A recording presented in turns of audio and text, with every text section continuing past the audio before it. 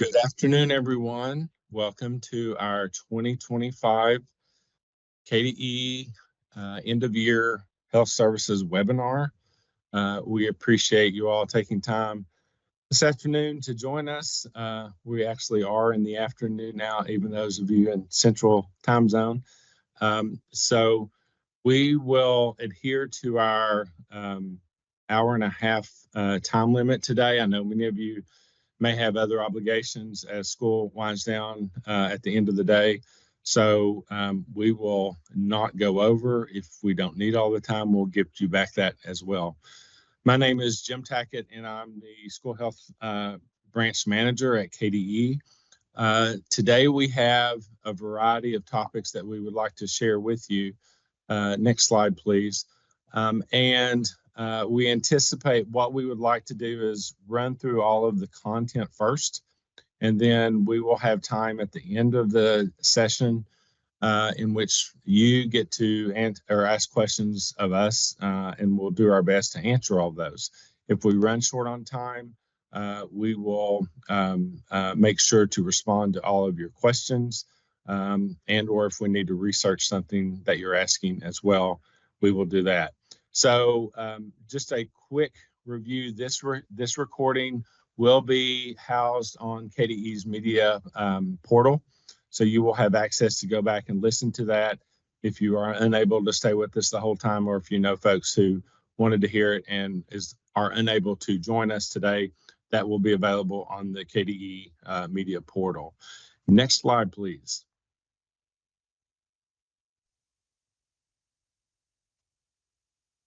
So as I mentioned, the media portal will host the actual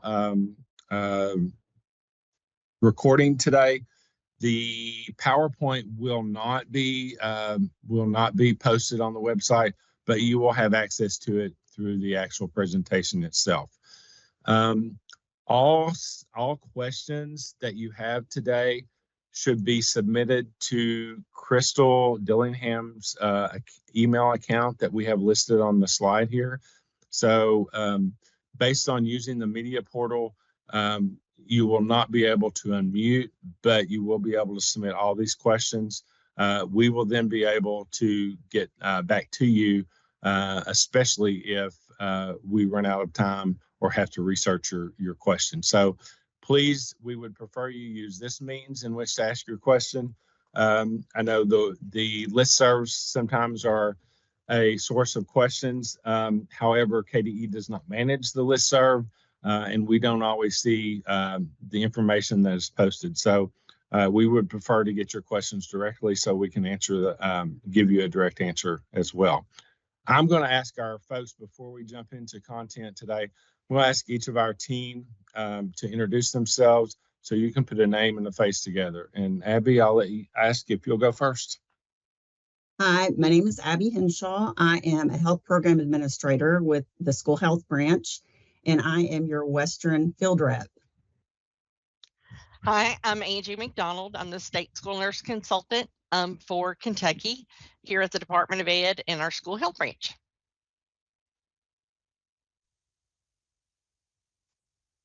Hi, everyone. My name is Caitlin. I am the Health Program Administrator over the Western region of the state. Hi, I am Crystal Dillingham. I am the Health Program Administrator over the Central region with KDE School Health Branch. Hello, everyone. I am Jalen Stubbs. I am the Program Evaluator for the Healthy Schools Program, which is under the School Health Branch and funded by the CDC.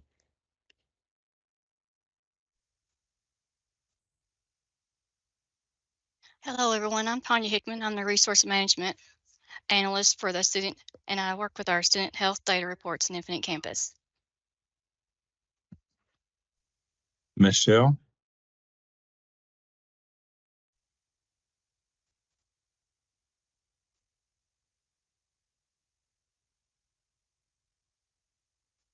Sorry about that. My mic was off. I apologize.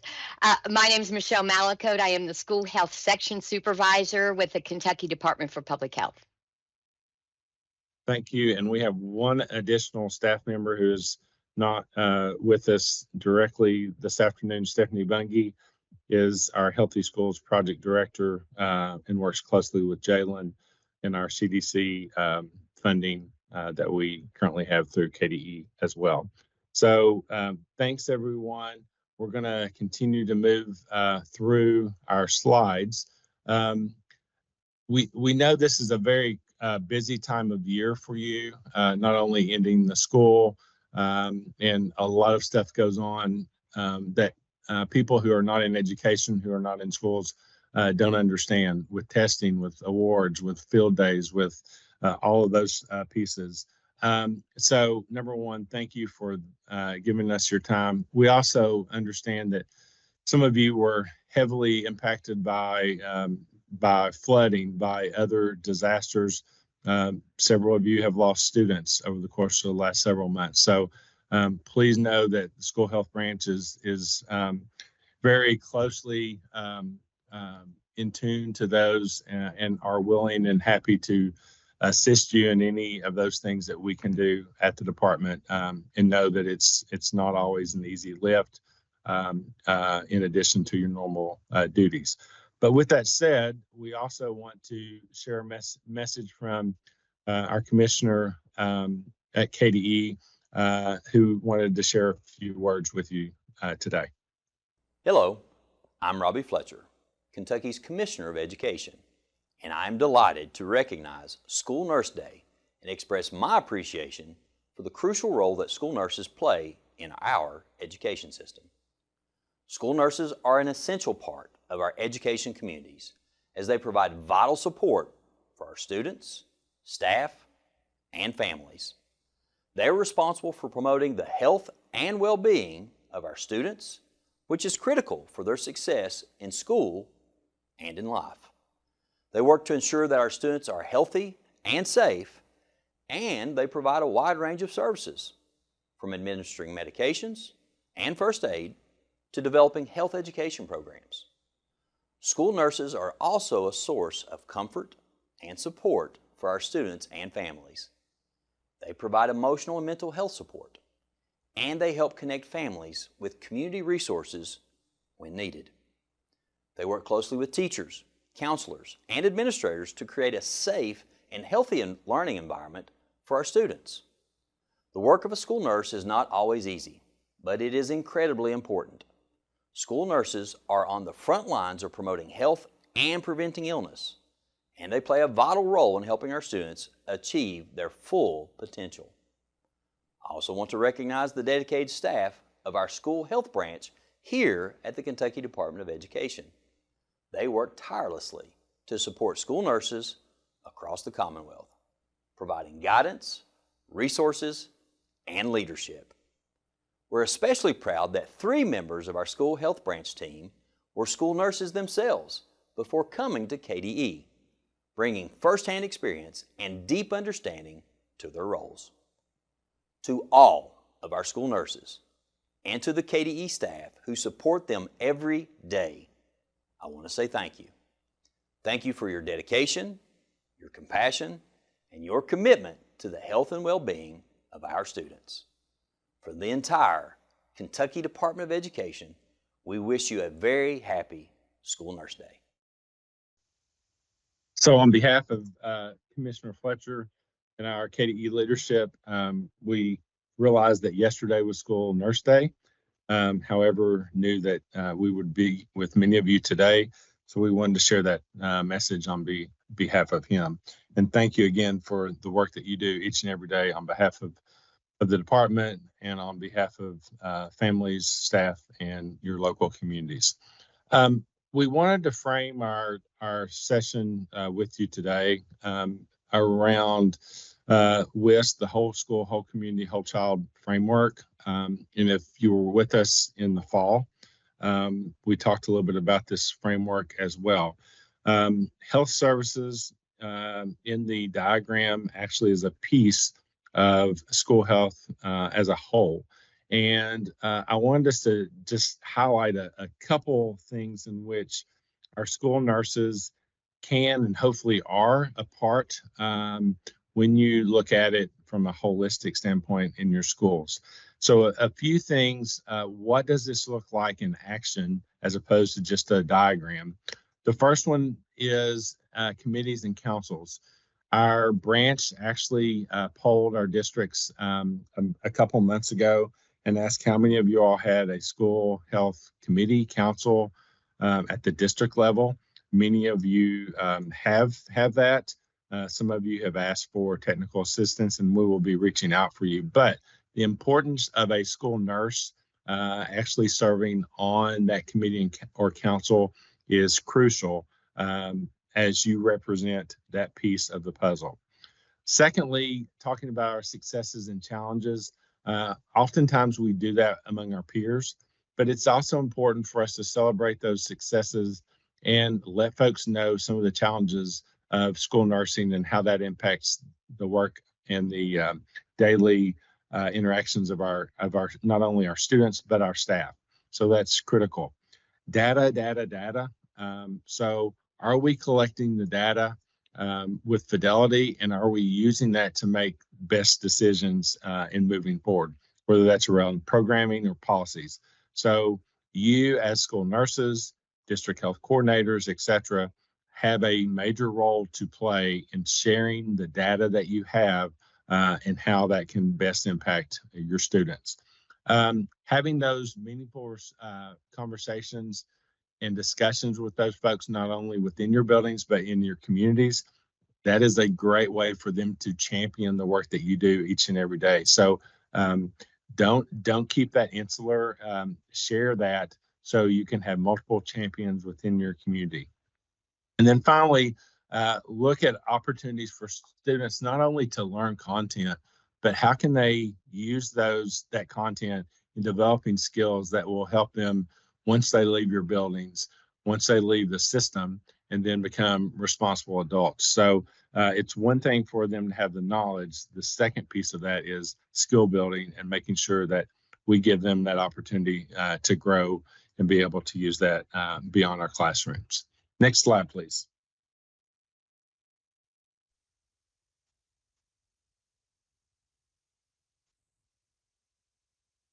So I want to take the time to talk a little bit about AEDs and some of the data, and then I will turn it over to another colleague.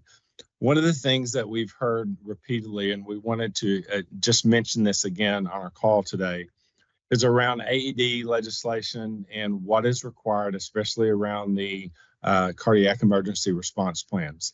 So on the slide, you see a written cardiac emergency response plan, and those contents are required, and it needs to be reviewed each year by the school nurse as one of those entities that is identified within the legislation and law.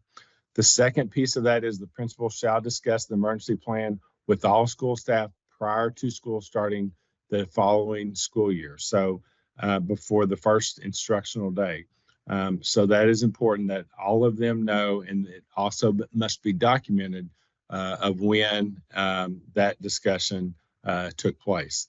And then finally, prior to any interscholastic athletic event or competition this season, then the plan should be rehearsed by those mentioned on the slide for each season. So wanted to make sure that folks are aware of this. This is a fairly new law, and wanted to make sure that it's still front and center in regards to folks' minds. Next slide, please.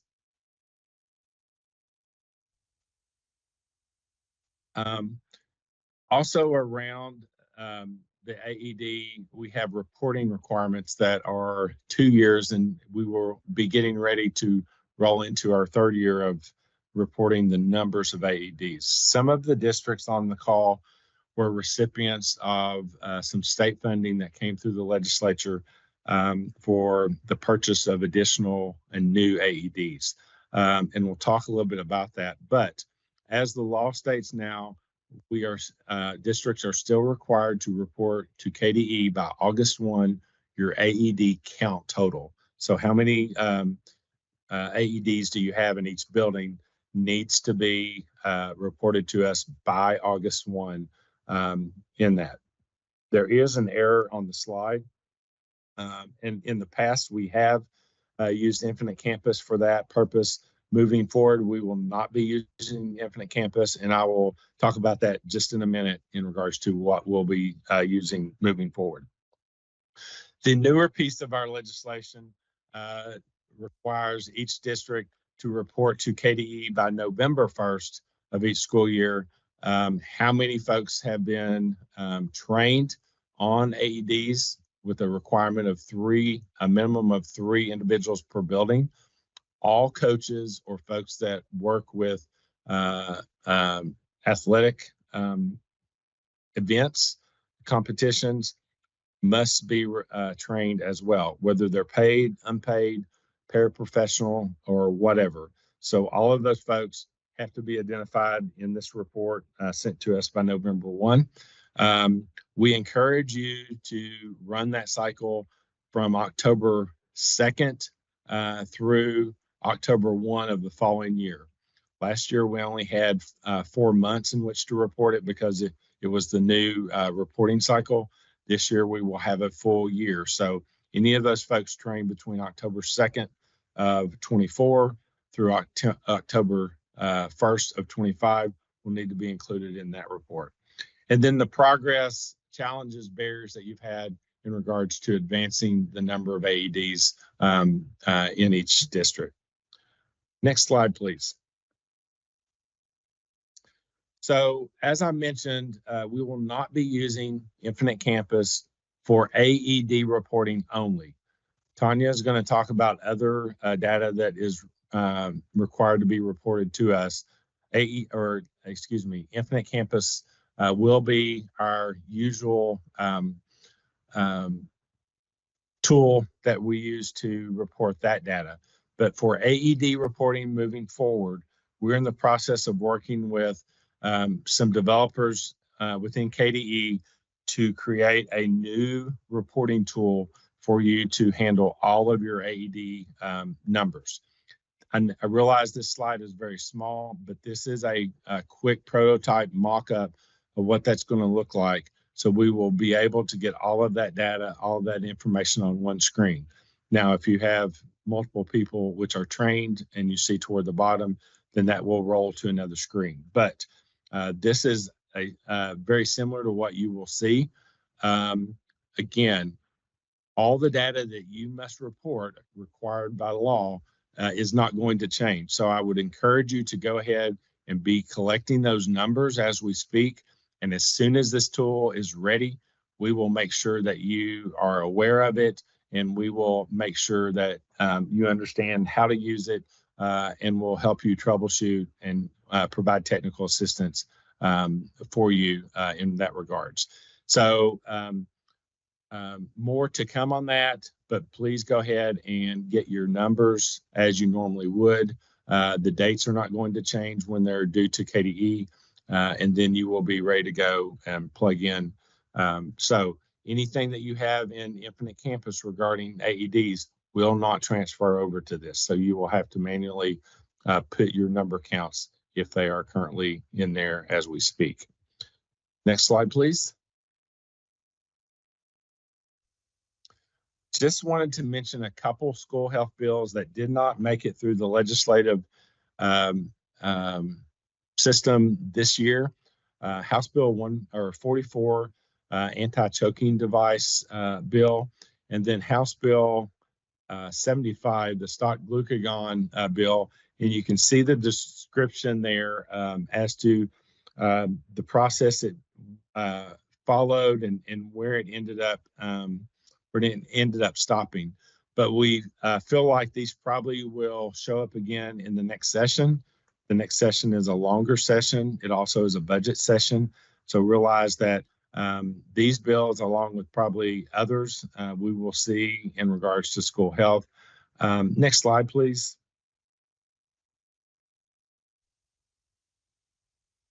And a little more around the anti-choking devices as it relates to Kentucky Board of Nursing Advisory Opinion number 30.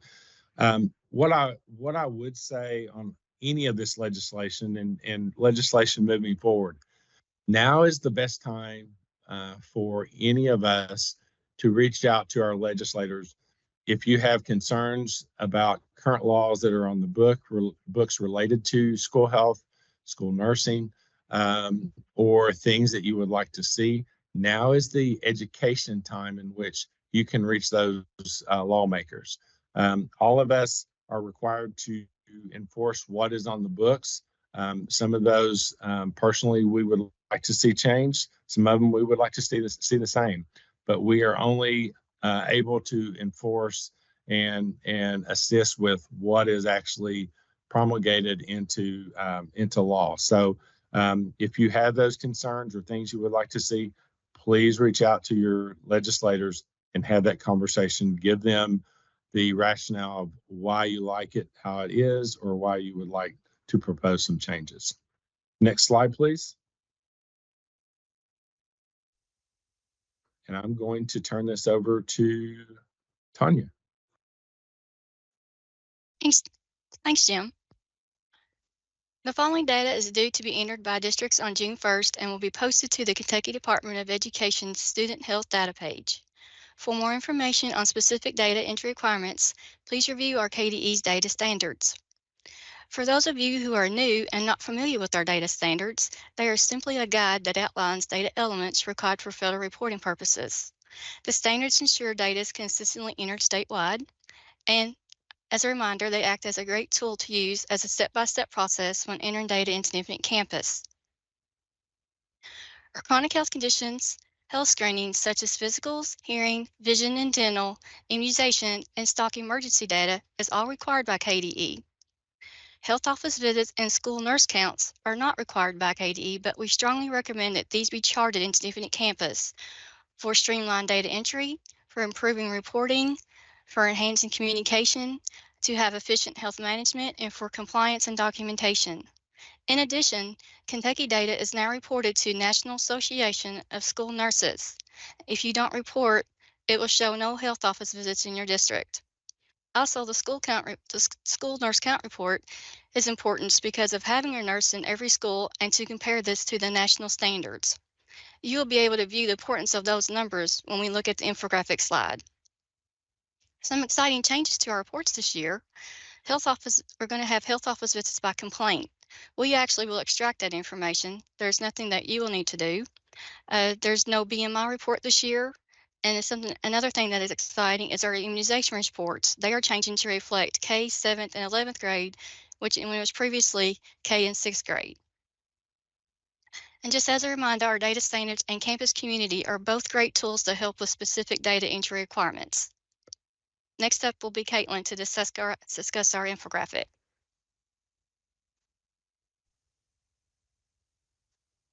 Hi, everyone. Thank you so much for joining us today. As you can see here, this is our most recent 2023-2024 data that we have from our previous reports that we have gathered through the data that you all as nurses have entered throughout the year. So as you can see here, for our student chronic health conditions, we have the 118,724 of those chronic health conditions. Leading that would be asthma with 37,133 students, followed by ADHD and then those life-threatening allergies.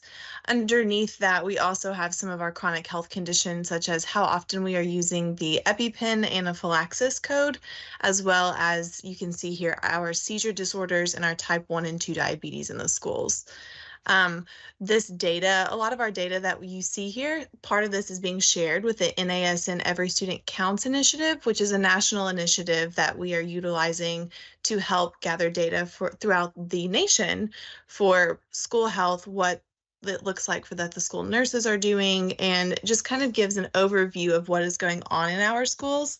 And it also highlights the importance of why we need the school nurses and why we need you all in these positions. And so another part of this infographic that you can see here, it goes over why we think the numbers count. So not only the numbers of the amount of students and health office visits that we are seeing, but the number of nurses and the student to nurse ratios that we are seeing throughout our state as well. Kentucky historically has been leading in some of these statistics. And so it's really great to have this data compared to the national data, which is again why Jim and Tanya have discussed why we believe it's so important for you all to enter this data into Infinite Campus so that we can then show more accurately what is going on within our state and show how much you all are needed in the important work that you are doing throughout your regions and your districts. So we've had over 3 million office visit discharges. And I will say that we don't have, this isn't a complete number. This is just the number that for all of the schools that are utilizing this. And so just keep in mind too, that this number is likely pretty much a little bit larger than this, maybe even a lot larger. So that's why we always like to encourage everyone to use Infinite Campus, log your health office visits, and make sure everything is documented correctly so that we can give a more accurate representation of what's going on within our schools. And then what we love to see here too is our total number of students who went back to class. So we had almost 2 million of those 3 million that went back to class, which is really great. And then comparatively, you can see the national average is an 89.78%. We did fall a little bit from last year.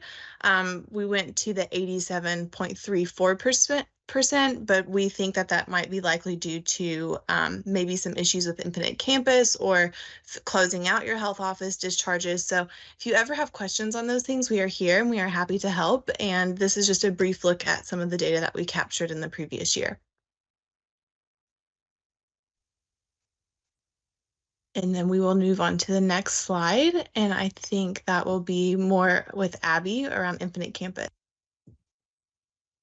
Okay, so Infinite Campus is getting a new look this next school year. Starting in the 2025-26 school year, Infinite Campus will introduce a refreshed interface. To switch to the new look, simply click on the profile icon, which is found in the upper right-hand corner. Toggle on that from old look to new look. It will be a seamless transition. Users can toggle between the new and classic interfaces until you are comfortable with the new look or until it goes away sometime this summer. One of the great new features is the favorites and tool search. You can now set favorites for frequently used sections and use the tool search functionality to quickly locate those features. When you're on a frequently visited page, let's say you're on health office visits a lot, you can click on that star icon in the upper right-hand corner when you're on that page, and that will mark it as your favorite. Then you can access all your favorites by selecting the recent tools icon, which is to the right of the star. And this way your favorite pages and tools will be easily accessible whenever you need it. Next slide, please. Setting up complaint types. Why is setting up complaint types important? Well, there's many reasons, but we've listed here categorizing complaints. Schools can run detailed ad hoc reports related to specific complaints being seen in the nurse office. Also, observations and interventions can be linked, making sure all pertinent information is readily available. Complaints will also populate and are customizable. In the drop-down menu on the health office visit screen, if you do not see a specific complaint type, you can add this, but you may need tool rights. So keep that in mind. You might have to reach out to your local KISS person, which is your Kentucky Student Information System person. And each district does have their own KISS person.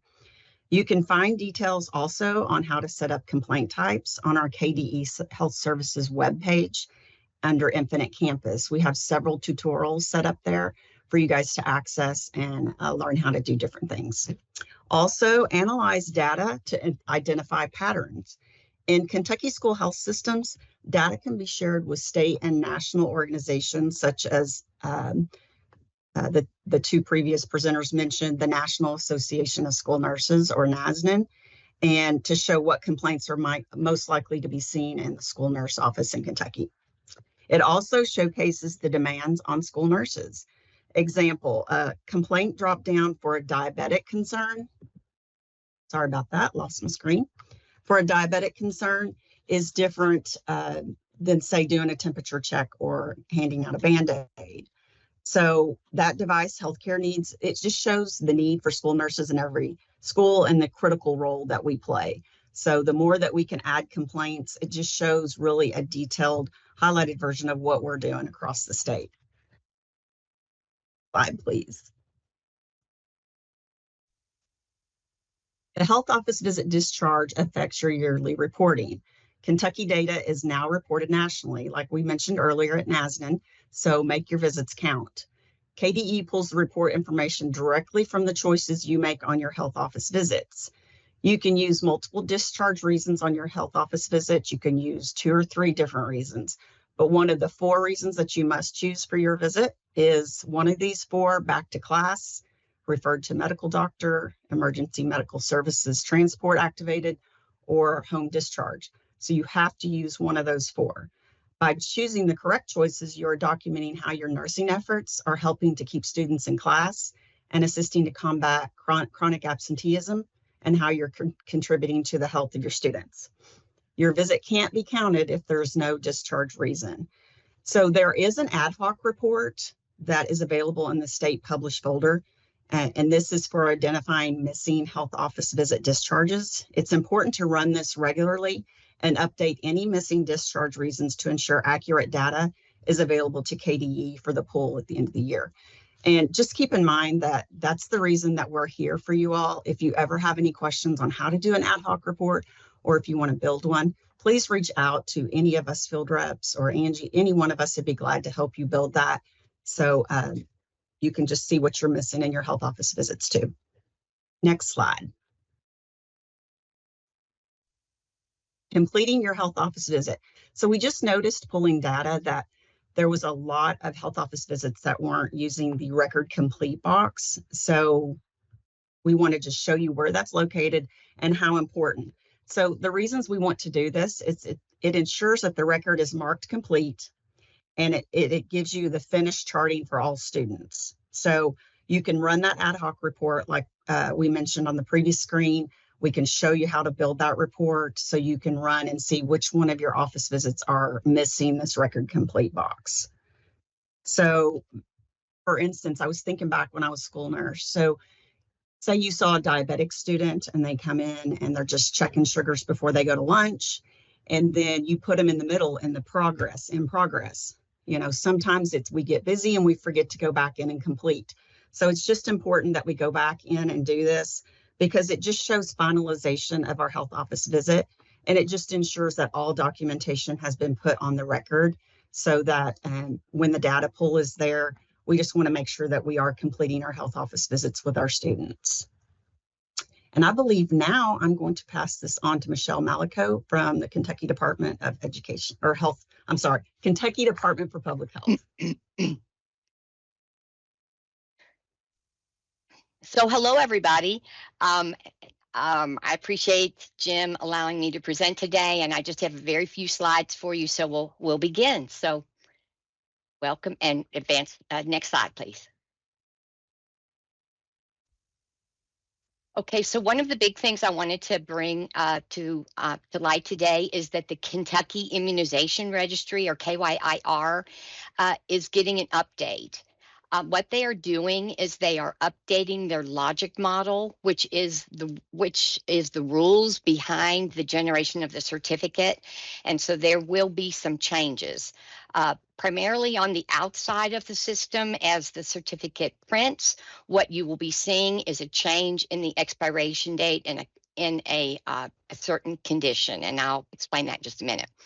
So only the certificate expiration date will change. The expiration date will become fixed no matter how many times the certificate is generated. And you know, in the past, the parent could go in every 2 weeks and get a new certificate, and it would push it out another 2 weeks, but that is no longer going to be the case. The certificate will only give 2 weeks past the time that the vaccine dose is due inside of the regulation, and that expiration date will print on it from here out. So, all right, I think it'll be much easier that way. So, all right, next slide, please. So that does not change that immunizations are supposed to be received in accordance with the minimal ages and intervals by the ACIP. So just making sure I put that in red so that you can remember that. The immunization certificate expiration date, like I said, Right now, the current logic determines the expiration date based on the earliest age and recommended doses given. And after the update, the logic will be based on, it will determine the expiration date will be based only on what is required in the regulation. And it will reflect timelines specified in only the regulation. So you should not use the immunization expiration date to determine when the next vaccine is due. And I'm going to show you where that is. So next, please, next slide. So the immunization record will continue to predict when the next dose is due. So when you are inside of the Kentucky Immunization Registry, you will see in the drop-down box that you have several options for choices. You can generate the official school certificate, and you can look at the immunization record. So what we are recommending that you use to determine when the next vaccine is due is the immunization record.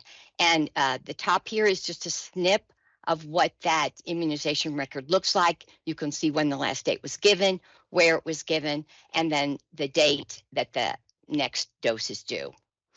It can also be accessed from the same drop-down box as the initial or the official immunization certificate.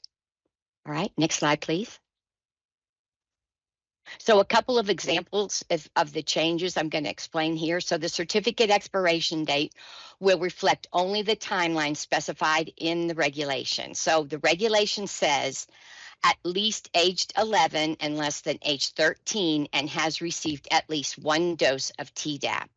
So, for example, if the certificate is printed for an 11-year-old who is due for Tdap, the updated certificate generated will show that the child is current until 2 weeks after the child turns 14, not when the vaccine is due, which is at age 11. All right, next slide. Another example is if the vaccines are due, KYIR will always print the same dose or the same date as I said before on the certificate, no matter how many times the certificate is generated until after all the vaccines required are given. And here's an example. If a child is due their meningococcal on 1/1/26, the certificate will print 1/15/26 in the space of is valid until, no matter how many times or how many different days that the certificate is printed, until they receive the next recommended vaccine dose. All right, next slide. And how you would enter these into Infinite Campus is you would put the provisional, because there is no expired choice there. So what the regulation says is a Commonwealth certificate shall be marked provisional and shall be issued for a child who is behind on the required immunizations listed above. And provisional means that the child is behind on the required immunizations. All right, next slide.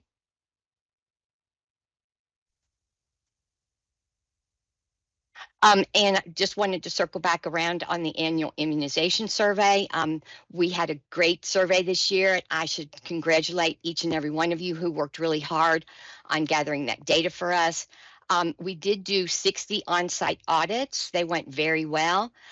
All of the public schools reported survey data, which is amazing, and only one private school did not report. We have no predictions of changes for next year. Nimi, who most of you have either met through the listserv on the immunization survey, she has taken each one of your concerns that were voiced from this last survey and made the changes already. So all of the changes that you might see will be inside of the belly of the whale, as I call it, and we will not have to present any changes in the instructions. And I apologize, in this next bullet where it says preliminary data is not published yet. The preliminary data was published, I think it was last week, and it shows consistent percentages for 7th and 11th and a moderate decrease on kindergarten rates. So it's the kindergarten rates that we are seeing the biggest drop, and that is consistent with also what we're seeing nationally. So the the immunization survey dashboard, which I will send, I guess, in a different, in an email so that you all can get those links. I'm not sure how the links will be shared, but anyway, you should check that out. It's a really cool thing to see. And also NIMI has been working with the KDE and updating the Infinite Campus immunization rules so that they are all in harmony, both in harmony with each other, and there should be no more reasons to do any kind of waivers for the dates not lining up. No sure date on when that may happen, but we will let you know. All right, next slide, please. And then this is just a snapshot of the immunization dashboard, what it looks like. And every piece of data is entered in there. You can pull the report so that you can see all counties, all vaccines. You can pull it by year. You can pull it by public or private. You can search by county, and you can view it by school. So I know when I was in the clinic, we used to have a competition with the middle schools, and I would pull the data, I would monitor it myself, and we would have a contest. And so if you're interested in seeing that, each district can look inside of their county. Parents can also access that if they're looking for a school where they have very high immunization rates, showing that they're compliant with the laws and that it would be safe for their health of their child. They may look at the data too. So, all right, it's a pretty cool application. So, all right, next slide, please. And this is just an announcement that I have made the protocol updates. You know that the Kentucky Department for Public Health is responsible per regulation to do protocols for the stock emergency medications, and that's all that we are assigned to do. So I have the bronchodilator rescue inhaler, a protocol which was updated. There's not many changes in that. The naloxone over-the-counter medication has many changes, as this protocol is reviewed by the UK pharmacist and all of the harm reduction team. It's quite a process to get everybody's input, and it aligns more steadily with the Kentucky.gov and other things as we work through the state on the naloxone. And then the last one is the epinephrine autoinjector. I did include Neffy under common epinephrine delivery doses, as it was on a chart that I included in the protocol. And I think it is covered in the updated medication training from KDE. So I did include that. We had it ready to go to print with all of the changes made, praying that they were going to change the regulation, but it didn't get done. So, and then I've included the link here on where you can access the documents. All right, next slide, please. And they've not been published yet. I will release that on the listserv and give you the individual document links. And then almost last but not least, I want to remind you to please, if you would, sign up for our newsletter. We only send it out quarterly. It won't fill your mailbox too much. We love it, and we include all kinds of interesting things from Medicaid updates to KDE updates. We do national things and what's happening inside the KDPH. There's behavioral health and all kinds of good things. So if you would and you're interested, I've given you the way to do that. So we would appreciate it.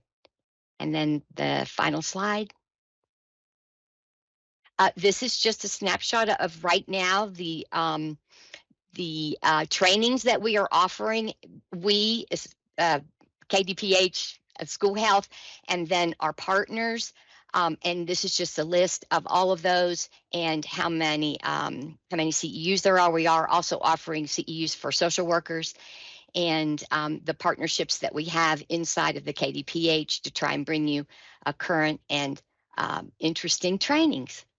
So if you have any questions or concerns with anything I have talked about today, feel free to fly me an email. And I apologize, I didn't put my last slide here as a thank you. So it's michelle.mallicoat@ky.gov. And that's the end of my presentation. Thank you very much.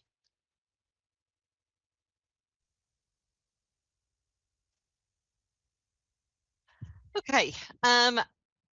I'm going to be taking a few minutes to talk about the new KDE medication training program for unlicensed school personnel. I know this has been a very hot topic of discussion, especially over the last 24 hours since the Kentucky Board of Nursing's webinar yesterday, where they talked about their advisory opinions and whatnot. So hopefully this will be able to answer a lot of your questions, maybe give you a little piece about this, and we will try to do our best to make sure that we answer as many questions as possible. I want to start by, and also we've gotten a lot of emails asking for the training material that was presented yesterday. That was a Board of Nursing webinar, and we don't have access to that. You will need to contact the Kentucky Board of Nursing to find out, to get the PowerPoints, the training videos and whatnot, as that was their training and not ours. So I'd like to start by just briefly discussing the law that requires our medication training program, which is 702 KAR 1160. And in section 5, it talks about delegation to perform medication administration. So it basically says the Board of Ed shall require proof that all unlicensed school personnel who've accepted delegation to perform a medication administration in the school have completed a training course provided by the Department of Education or allowed under KRS 158838. The department's course shall be developed in consultation with the Kentucky Board of Nursing to ensure compliance with 201 KAR 2400 and KRS 156502. These two laws are basically the 201 KAR is Kentucky nursing law regarding delegation, and 156502, it discusses schools health services in the state. Next slide, please. So this training material, we know this is caused a lot of upset. The guidance does not, what KBN presented yesterday differs greatly from what was in our training programs that we've been using up until this point. So we have been working on this training for several months now. I will say, in conjunction with the Board of Nursing, the Kentucky Board of Nursing has signed off on and provided verbiage and guidance throughout our manual. It is in line with all national state guidance best practice policies, which include the American Academy of Pediatrics policy statement on safe administration of meds in schools, the National Association of School Nurses, and alignment with the Kentucky Board of Nursing regarding school nursing. I have also our team has worked very closely with many other states across the U.S. Reviewing their guidance on medication administration in schools. And I feel very comfortable saying that this follows what we're seeing nationwide. Things change over time, guidance changes over time, and medical, best practice guidance changes. So we know this is going to be a little upsetting to districts and to parents. You're going to need some time to prepare parents for what the changes are going to be. And that's why we are doing our best to get all this out to you now, so you have time to prepare for the next school year. We've also been in consultation with KSBA and provided them a copy of this training material weeks ago. So they are aware that these changes are coming, because you will probably need to be doing some policy changes for your district. So we've tried to be as proactive as possible. And like I said, we'll discuss this more as we go. So next slide, please. As I said, this training program will go into effect July 1st of this year. All old training materials should no longer be used once this school year is finished. So, we're going to have all that ready. Some of the changes and updates are the addition of new emergency medications. We have updated our handouts, skills competency checklists and forms, and tried to make things a lot more user friendly. We've included guidance regarding off-label medications, stock medications, standing orders, and protocols. Next slide, please. So what's an advisory opinion? So in accordance with Kentucky law, nurses are responsible and accountable for making decisions based on their educational preparation and experience. And nursing requires a license to practice with reasonable skill and safety. Nursing practice should be consistent with Kentucky law, establish standards of practice, and be evidence-based. This process for developing an advisory opinion involves review of relevant laws, existing advisory opinions, professional standards, and evidence-based literature. According to the Board of Nursing, an advisory opinion explains what is considered safe nursing practice. It's an opinion, it's not a regulation of the board, and does not have the force and effect of law. It's issued as a guide to licensees who wish to engage in safe nursing practice. Next slide. So, what could happen to me as a nurse if I don't follow an advisory opinion? While the advisory opinion is not law, it's more than a recommendation, and ignoring them can still have consequences, such as professional accountability. Nurses are expected to adhere to best practice and standards of care, and ignoring an advisory opinion could lead to questions about your competence and professional judgment as a nurse. There could be legal implications through advisory, though they're not laws. They can be used in legal proceedings to demonstrate what is considered safe and acceptable practice, and ignoring them might increase your risk of liability in a case of malpractice. There could be employment consequences because employers often develop their policies and procedures according to nursing advisory opinions, and ignoring these could result in disciplinary action by your employer or even termination. And then finally, patient safety. Following them advisory opinions, make sure that you're providing safe and effective care. Ignoring them could compromise patient safety and lead to adverse outcomes.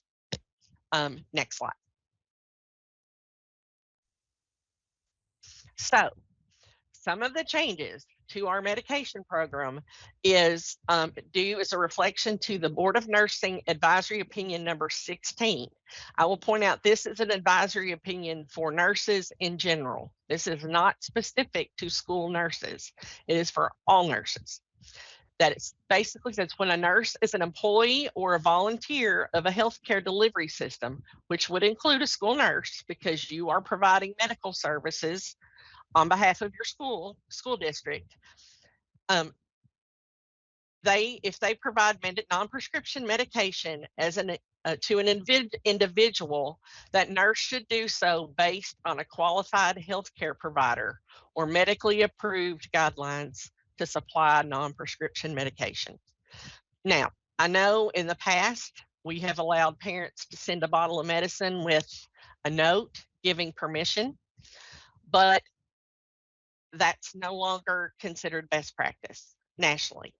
And, I want everybody to think about this. As a nurse, in any other setting that you work in, you cannot give any medication without a doctor's order. In a hospital, in a clinic, in a nursing home, in a doctor's office, you have to have a doctor's order.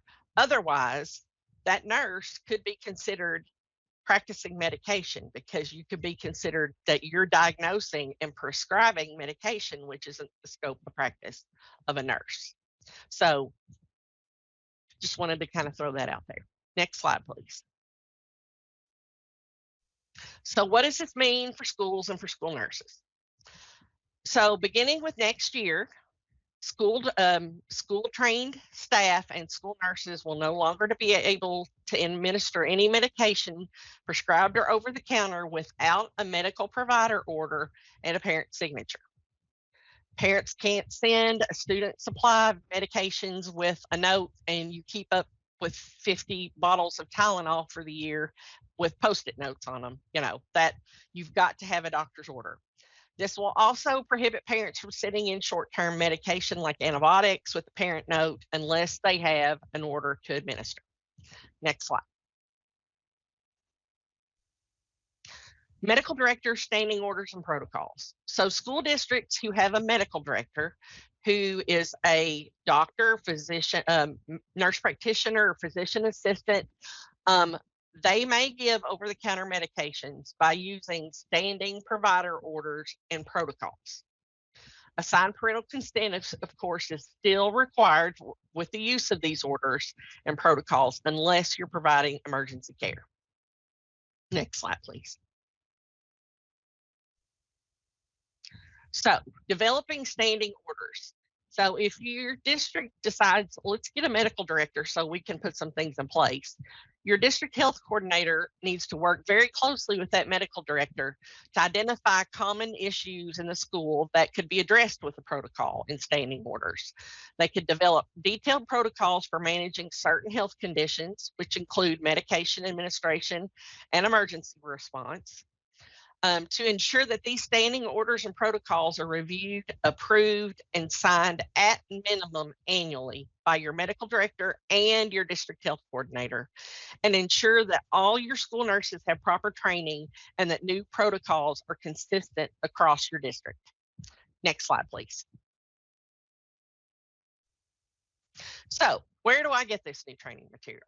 So, the new training manual, our competency and delegation forms and PowerPoints will be posted on our KDE School Health Branch Medication Administration website by the end of the day tomorrow on Friday. Okay. Final exams, certificates of completion, and ELA certificates will not be posted on the website to protect the integrity of the final exams. And district health coordinators may request the new exams and certificates by emailing Tanya Hickman. I've got her email address on here. And we just ask that we only get one request per district, please. Just because we're going to have a large volume of requests, and we know that, and we want to be able to get things out to you in a timely manner. I think that is it for the moment. I'm going to pass things off to Caitlin.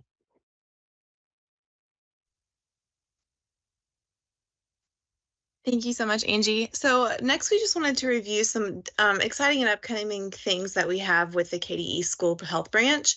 So we are going to open up some community of practice meetings. So what is a community of practice meeting? That is essentially a meeting that we will hold. It's going to be for 1 hour. It's a collaborative meeting that is designed to support professional growth, share knowledge, and enhance practices. So this will be pertaining to district health coordinators as well as the school health nurses and nursing staff members. So this will be an open meeting that you can join, and the dates will be, it will be one date a month for the months of October, November, January, February, and March. We are still working out the last details of those exact dates, and we'll be getting back to you, but we would like to encourage everyone to come to these meetings.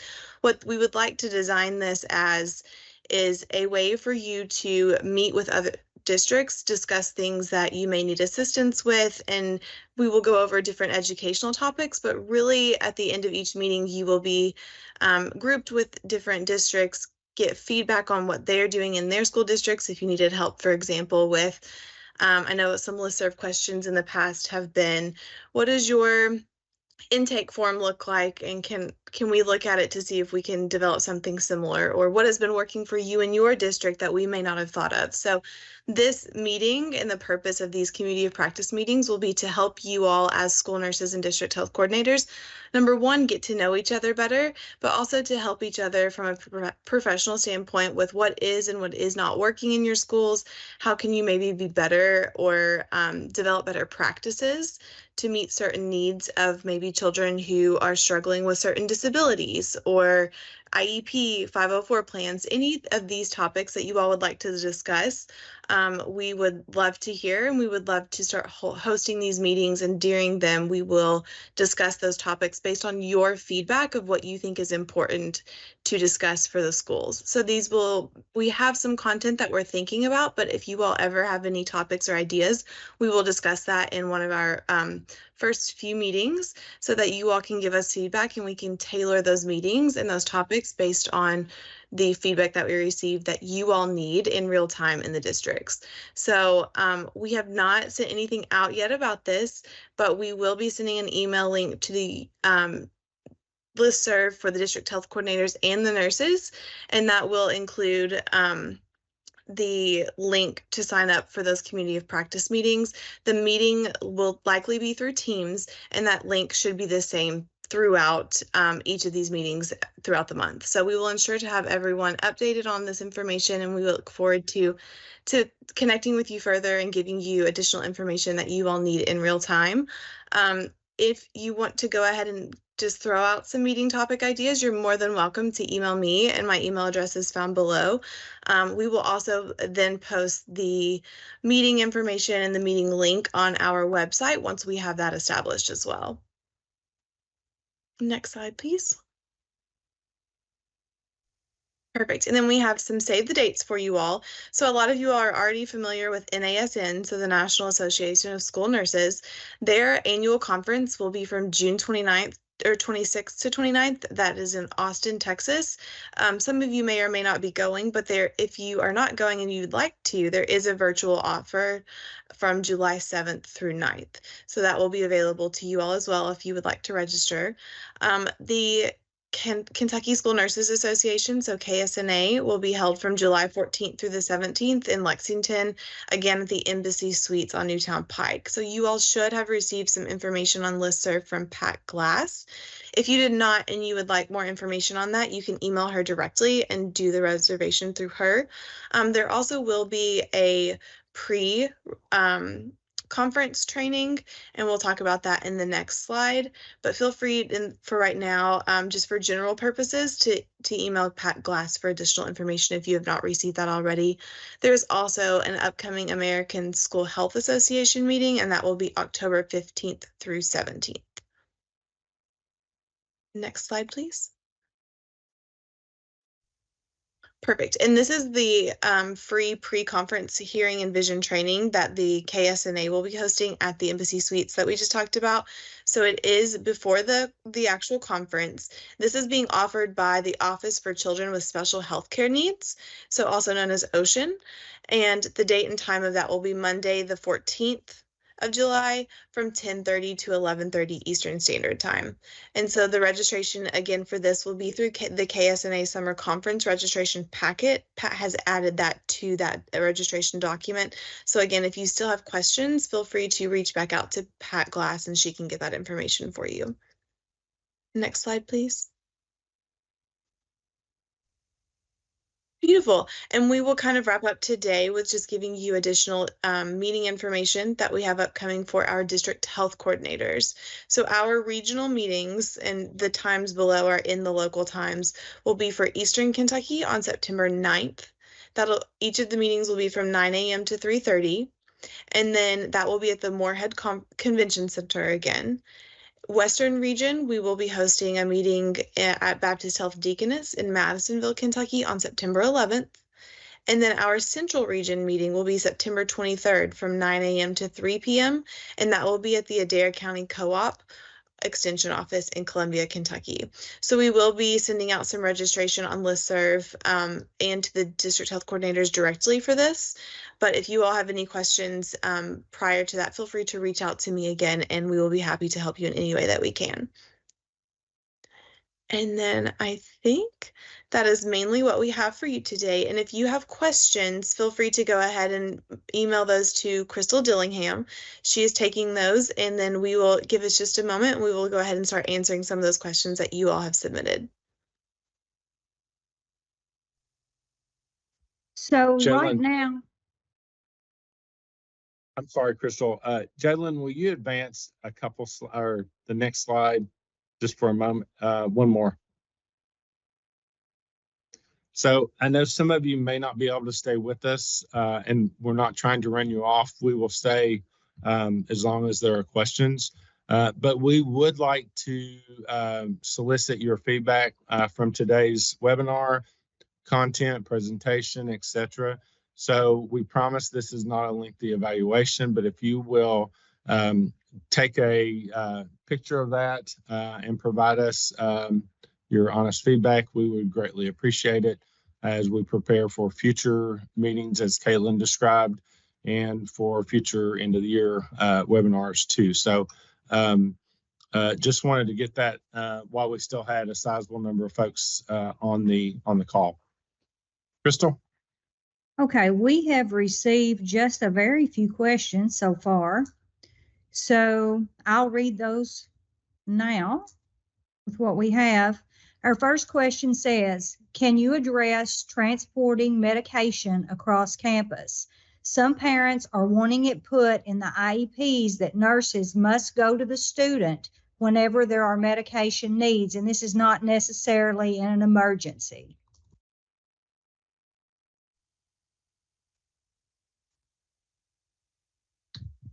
I will be happy to talk about that. You know, IEPs and 504s are individualized healthcare plans. So this really needs to be considered on a case-by-case basis.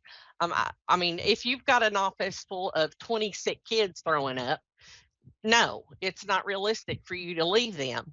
But is this child, you know, is it difficult for that child to get to the nurse's office? Is the someone going to have to assist this child to the nurse's office? That would take a long period of time. Is that child going to have to miss a great deal of class? Those things all need to be taken into consideration. It's fine to take medication to a student, and it is very appropriate to do so. I think we need to be very careful about putting out these blanket things that we don't take meds to kids, because, you know, that's just setting yourself up for a disaster per se.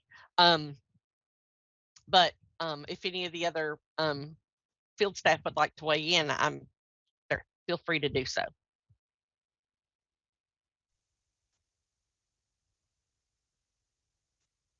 Okay. Angie, I would just add two things to that. One is, and whether we're in health services, whether we're in instruction, whether we're in assessment, whatever, food service, whatever we do in the school, I like us to have the mindset of this is our own individual child.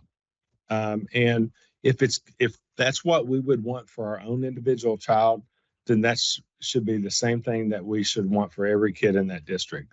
Is it always going to be easy for us as adults in that setting? No, but decisions need to be made with the student and in the center. If you remember the WISC framework that we shared and started with, the center of that picture, of that framework, was the child. So sometimes we have to do some things that aren't necessarily easy for us, but it puts the center at the center of all of our decisions. Crystal? Okay, our next question is in regards to AED reporting. It says, so we will no longer be using the Excel sheet. If data has to be hand entered into this new tool, there will be huge numbers for some districts. So I will I will answer that. I will tell you that, last year was the first year that we had to report numbers of people trained, dates, etc. And with 173 districts, including KSB and D, you can imagine the magnitude of individuals that we had to then reformat from all of those districts. Some of the larger districts, I understand, is a heavy lift. However, once we get the data in for the first year, this is going to be able to be viewed, and you will not have to hand deliver every name in subsequent years. You will go through, review it, and if Joe Smith is still your football coach, then you can put the training date and then move on. We also are giving folks multiple data access, so it will not be the responsibility of the DHC to enter all of this. That those can be entered at the school level. I understand that some of your larger schools still have a large number of folks, but that is to lighten the burden to some degree in how you report it to us. It was a very difficult process last year in your entry and our receipt.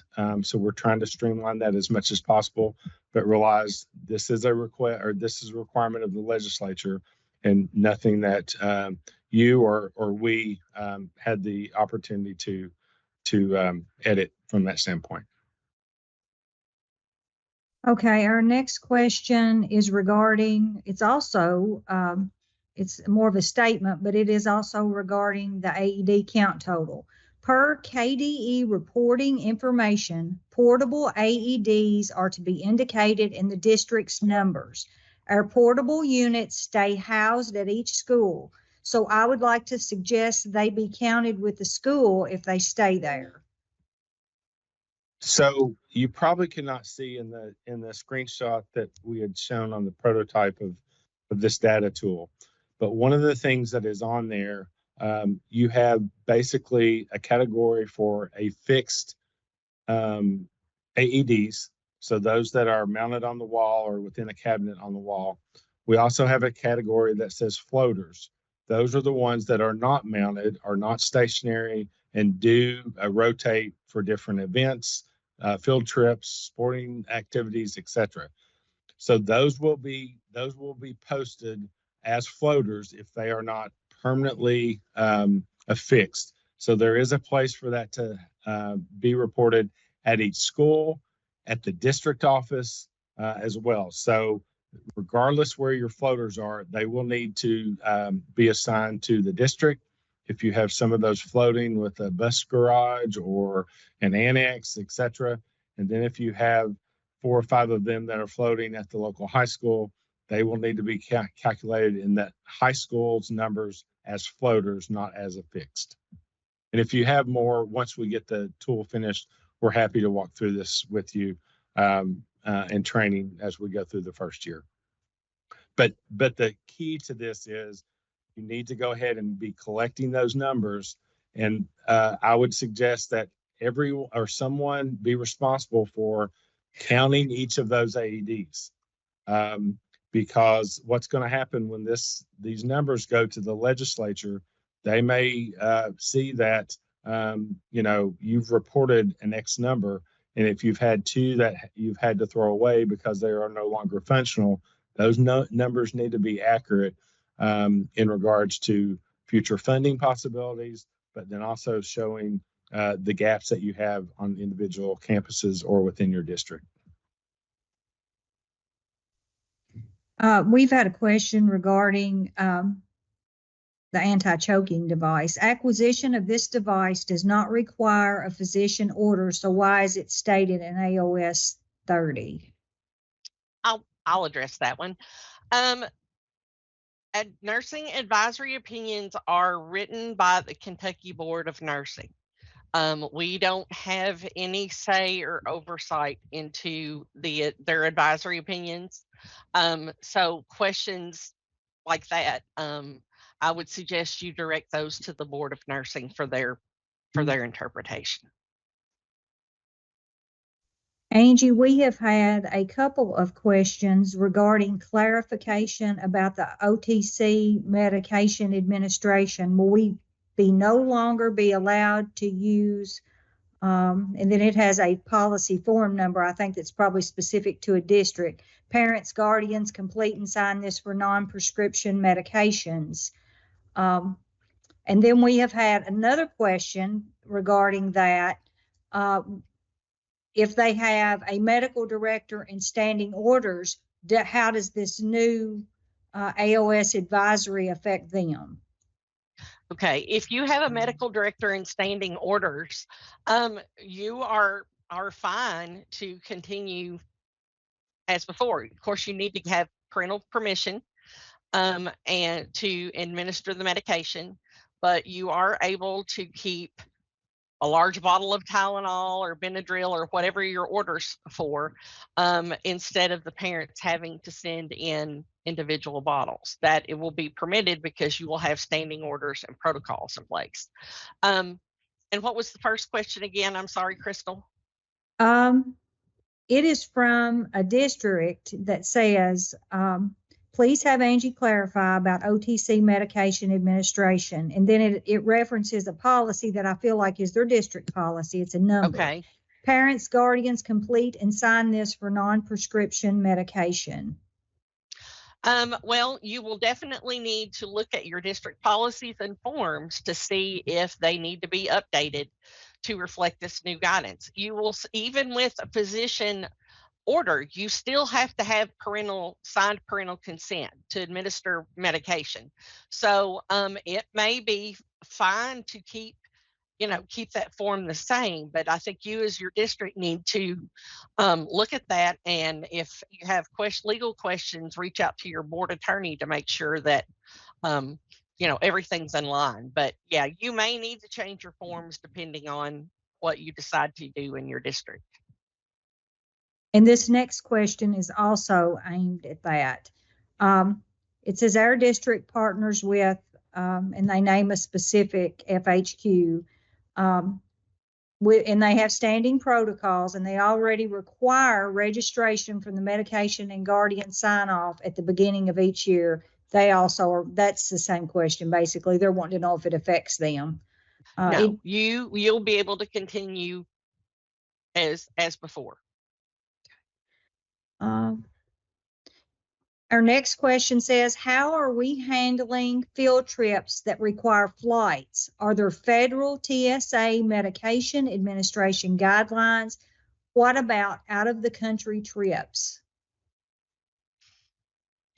Out of the country, I would definitely reach out to the consulate for whatever country you're going to. And there's consulates in the US, so you don't have to call France or wherever, and ask them for guidance on that. I mean, TSA allows people to travel with medications, so you would have to follow TSA guidelines about transporting them on the airplane.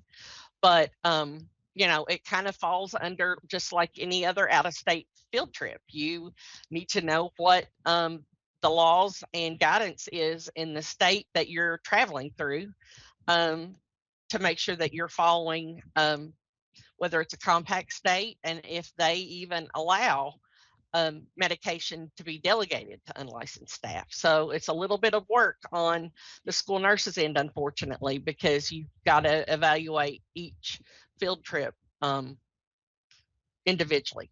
So unfortunately, we can't give a blanket answer on that. Angie, I would also say, just because you went last year or year before last, do not assume that it's the same as it was, because we know our laws change in Kentucky, as do other states and or countries. So you probably need to do due diligence, even if you went last year to the same location. Yes, that's a great point, Jim. Yeah. For school-wide vision and hearing screenings that are required by KDE, do we have to have a consent to perform those? And can we train and delegate non-medical staff to assist in G-tube feedings? Well, we can't make a delegation statement. That's a Board of Nursing thing. You would need to follow KDE's delegation tree and seek their guidance. You know, it has to be on a case by case basis.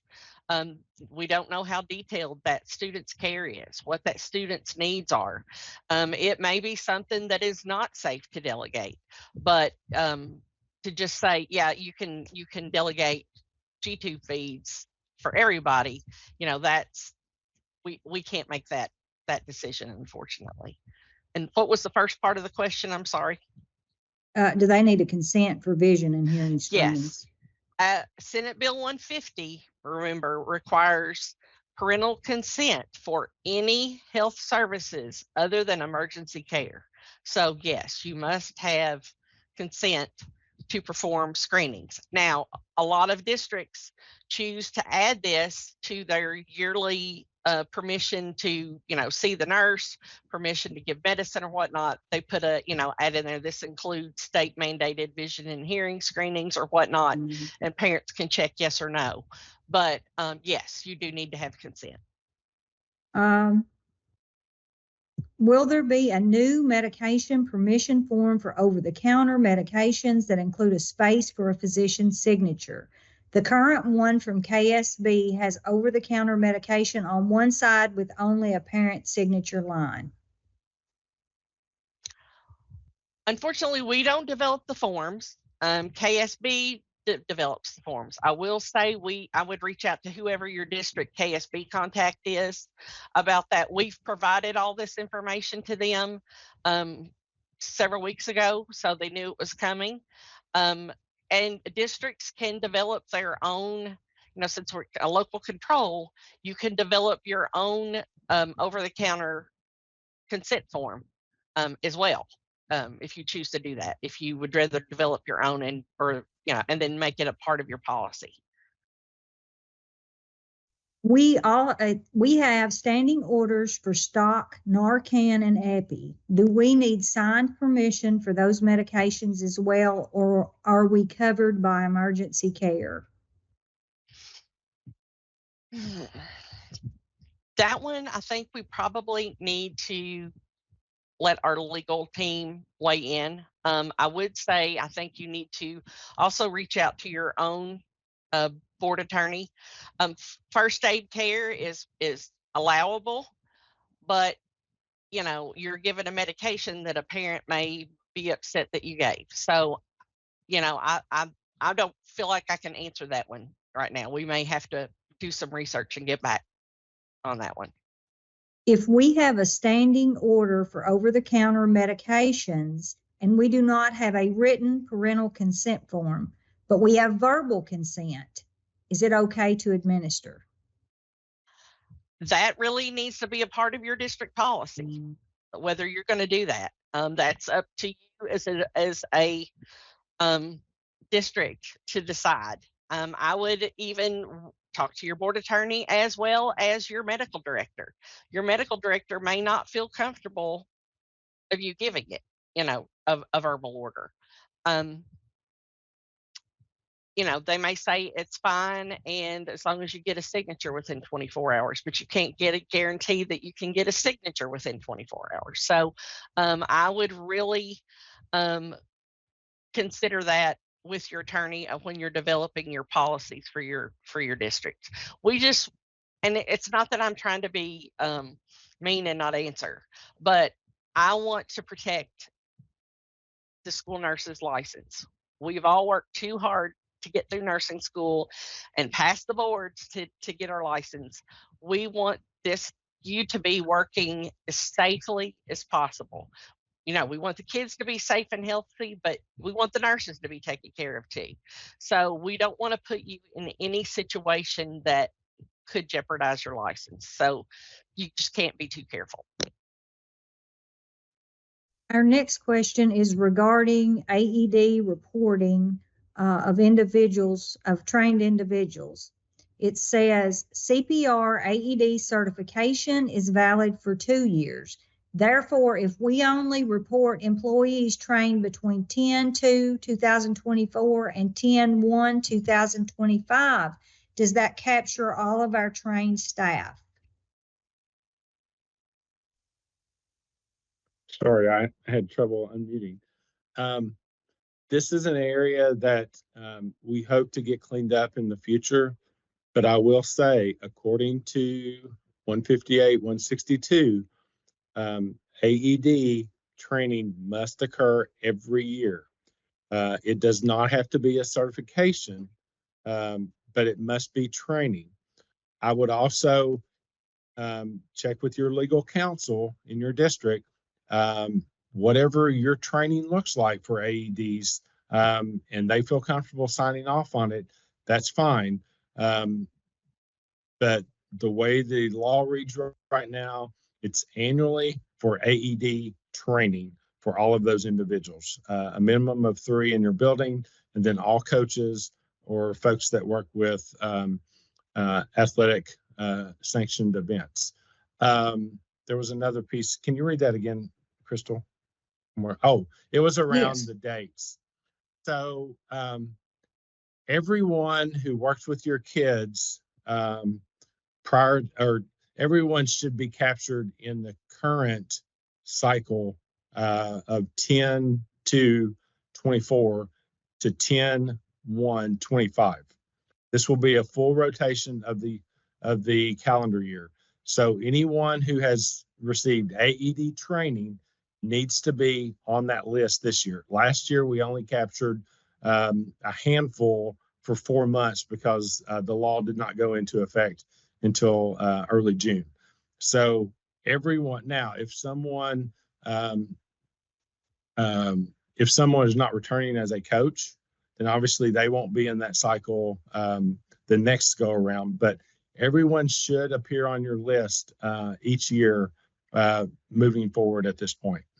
And if I didn't answer that question, clarify with Crystal by sending another, or you can reach out to me, either one. That's totally fine.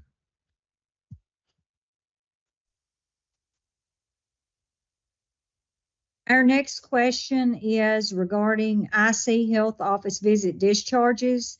Do they have to be worded exactly as indicated on the slide? For example, rather than the wording of home discharge, is sent home acceptable? Also, what about nurse practitioners? Students are referred to other types of healthcare providers aside from just a medical doctor. Some districts have board-hired nurse practitioners on site.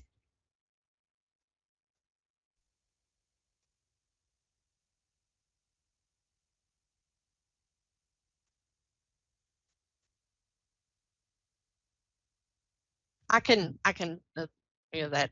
The way our report is set up now, we're looking at the word home, as kind of a key, so sent home, discharged home. So it should still pull correctly, as far as that discharge. What was the other part of it? And the medical provider. Yeah, a nurse practitioner. Yes. You can say referred to, and we maybe need to, we'll talk with our IC folks about that. But yes, I agree. We send people to, it could be any kind of medical provider. So we may need to change that wording for next year about to meet medical provider, but we can look into that for sure. Is an on-site healthcare provider is writing standing orders. Is parental permission through online registration acceptable? To my knowledge, yes, because we can, electronic signatures are an acceptable consent. Does the prescription label count as a doctor's order, or do they need the prescription bottle and a separate written doctor's order? AAP recommends a separate doctor's order. Just because you can't guarantee that doctor intended for that child to get that medicine at school. You may think it's fine that mom or dad give it. They don't need to take it at school. So I know it's an extra step, but I think it's better protection for you as a nurse to have that signed physician's order. Regarding medication training and over-the-counter medications, why would short-term antibiotics be included in that? They are prescribed medications and have all doctor's order info on the label with written parental consent. Could we continue using the label? You just answered that question. Yeah. Our OTC form has a physician's signature required. Okay. So if a specific person brings in an antibiotic that says 4 times a day with meals and a parent signs a written consent, it's the same question. Yes, you still have to have the. Okay, I think we're coming to the end. Well, we've got a few more questions. Can the CPR simulations count as AED training? Can we get more information in regards to what that training should include? I'm going to again refer back to your local board attorney. There is nothing in the law that says the training must include XYZ. But what I would also tell you is for those who go through CPR, I think you would want to have a fair security that these individuals could function if this was needed in a situation. So if the people who are signing off or that says Jim Tackett has been trained and that meets your board's opinion, then that's fine. But until we get further clarification from our lawmakers, that is very vague. So that really is left up to local interpretation. Jim, we have one more quick question about AED trained staff. Do we have time for it? Yes, we will. Does the AED trained staff list need to be updated during the year if a coach or staff leaves and the replacement staff is trained, or will they just need to be reported on the next year? So here's the key language in that law.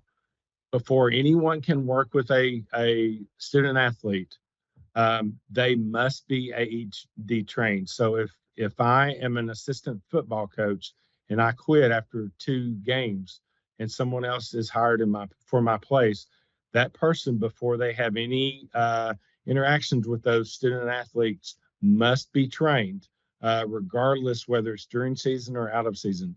Before season practice, tryouts, anything happen, or when they come in the middle of a season, must be trained and documented that they have been trained on a certain date before they have any interaction with students. I think I answered that. Okay. And if I only stay a week, I still need to be reflected in that list of people trained, because the last thing you want is to say that I worked with someone or was on coaching staff and then something happened and then liability is going to mount. So we have a couple more questions, Jim. We are at 3:02. I'm going to pause this to be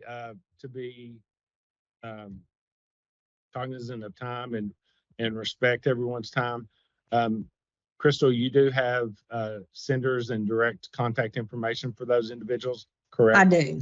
Okay. Yes. So we will definitely get that out to you and make sure that you have an answer.